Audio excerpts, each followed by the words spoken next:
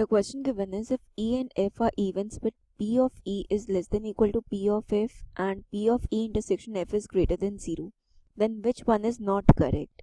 ठीक है, अब हमें गिवन है कि P of E is less than equal to P of F. ये तभी पॉसिबल है when E is a subset of F.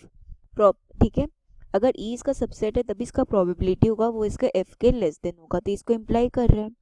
और एक हमें गिवन है कि P of E intersection F is greater than 0. That means E is not equal to F.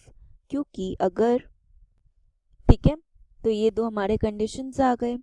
अब अगर हम चेक करते हैं E सबसेट ऑफ F है, इसका मतलब अगर हम देखते हैं अगर E अकर करेगा, if E occurs then F also occurs.